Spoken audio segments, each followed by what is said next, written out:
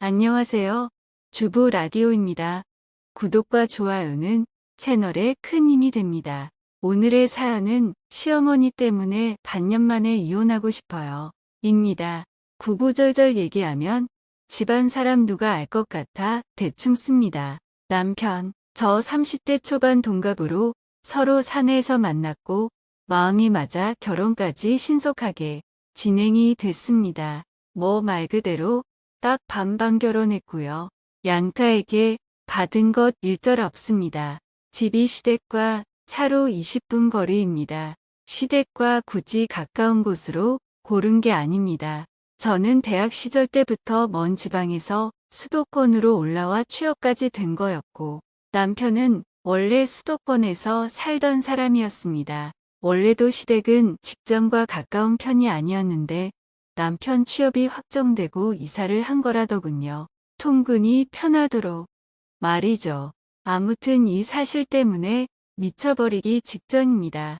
결혼한 지 이제 반년인데 이혼하고 싶어요. 시모 때문인데 남편에게 말해봐도 별 소용이 없습니다. 차근차근 정리해보자면 처음 결혼하고 한 달은 눈치 본 건지 안 오시더니 그 다음부터 일주일에 한 번 저희 부부 퇴근 시간 비슷하게 항상 오십니다. 집 앞에서 마주친 적도 있고 아니면 퇴근해 보니 집에서 TV 보고 계신 적도 있습니다.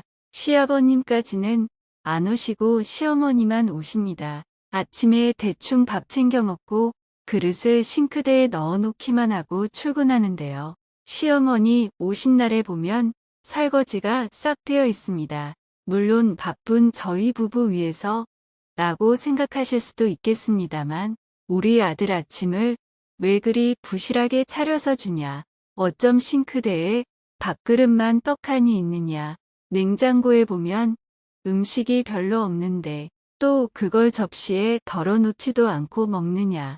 아침은 그럴지 몰라도 나름 저녁은 성실하게 차려주려고 노력합니다. 제가 요리 솜씨가 썩 좋지 않아 매번 집밥 백선생이든 아닌 네이버 레시피이든 보고 만들어 챙겨주기도 하는데 야근이 잦은 회사라 그러기가 여의치 않은 것도 있습니다. 야근이 없는 날에만 반찬을 한 가지 만들어서 마른 반찬거리와 같이 내어주곤 하는데요. 아무튼 주방에서 설거지하면서 뭘 그리 보신 건지 잔소리가 끊임이 없더군요. 그래서 저도 불통한 목소리로 한마디 하긴 했습니다. 어머니 저도 맞벌이라 시 밥 차리기가 참 힘드네요. 그래도 나름 챙겨주려고 노력하고 있어요. 그러더니 저보고 하시는 말씀이 맞벌이래도 아내가 할 도리는 엄연히 있다는 겁니다. 밤늦게 퇴근을 해도 할 건 다 밤을 새워서라도 해야 한다는 거죠. 이러한 실갱이가 있으면 묵묵히 듣던 남편은 그냥 엄마 빨리 집에 가 하면서 얼른 내보내기 바쁩니다.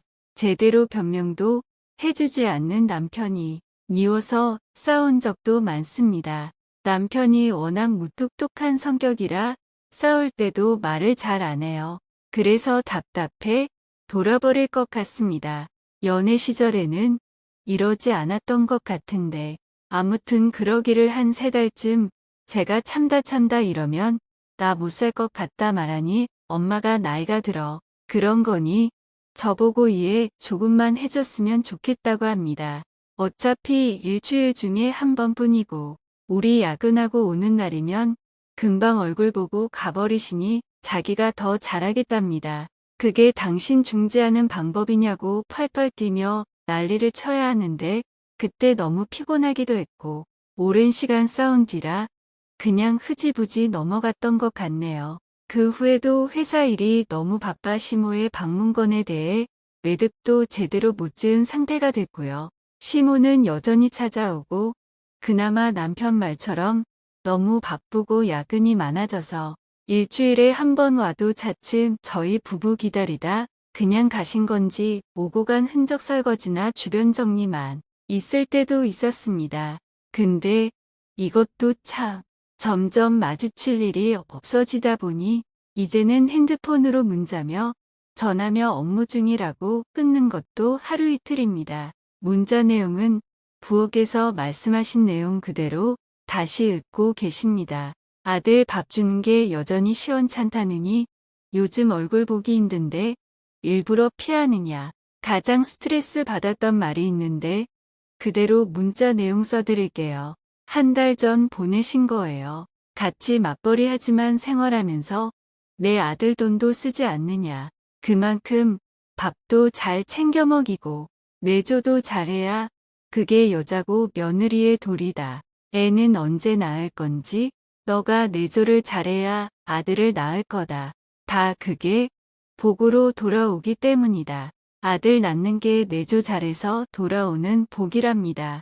어이가 없어서 그나마 다행인 건 주말에는 교회일 하신다며 그때는 연락이 잠잠합니다. 두 번째로 이렇게 집에 오시면서 뭔가 제 서랍이나 옷장 등을 뒤지는 것 같습니다. 사실 이건 심증이긴 합니다. 눈앞에서 목격한 적은 없거든요. 예를 들어 저는 깔끔하게 서랍 안을 정돈하는 걸 좋아해요. 어지럽게 이 물건 저 물건 널브러진 걸 보는 걸 싫어하죠. 물건 찾을 때 귀찮거든요. 근데 살짝 뭐랄까 서랍 내 물건의 위치가 바뀐 느낌?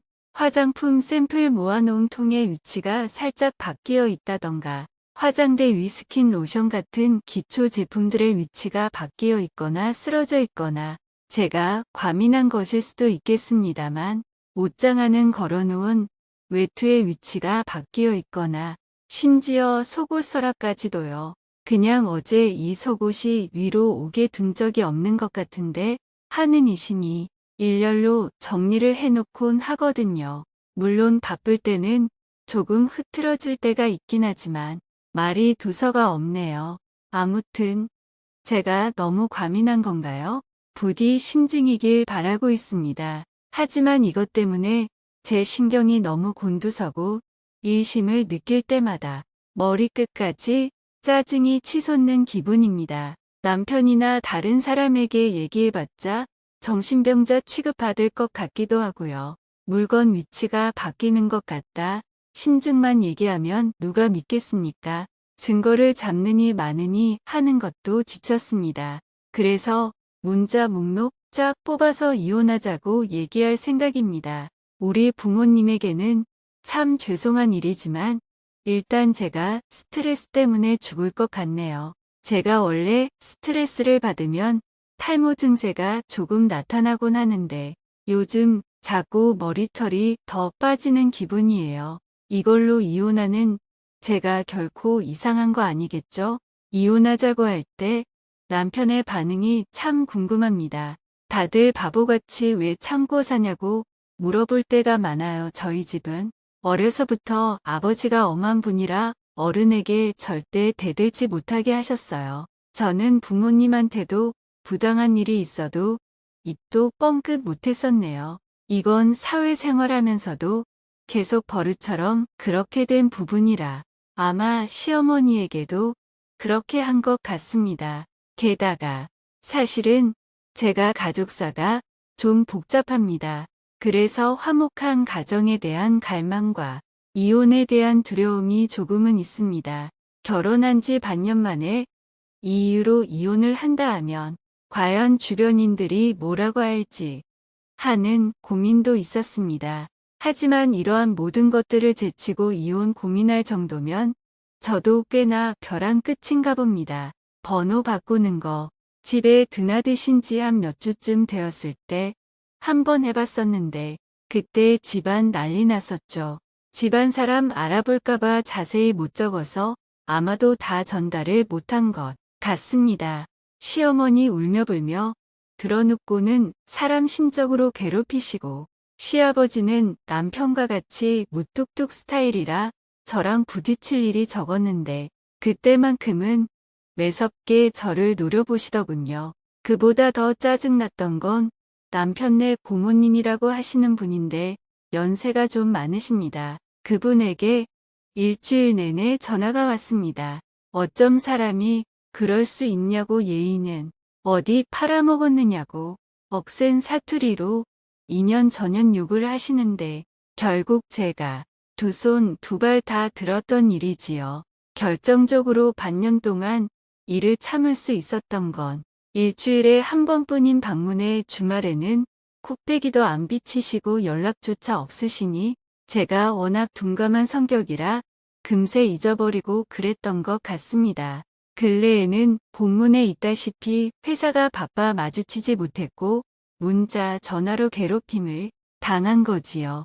이게 문자나 통화 같은 것으로 부딪혀야 하다 보니 이제야 심각성을 깨닫고 글을 올리게 되었습니다. 이렇게 글을 적고 보니 가장 화가 나는 건 남편입니다. 이렇게 줏대없는 사람인 줄은 꿈에도 몰랐어요. 제 편을 들어주지 않는다는 게 너무 화가 납니다. 그래서 이혼 생각을 한 거고요. 몇몇 댓글에는 이혼까지는 아니고 한 번 엎은 다음에 한 번 더 이런 일이 생길 시 이혼을 하라 말씀들 주시는데 한 번 엎고 두고 볼까요? 마음이 이래저래 괴롭네요.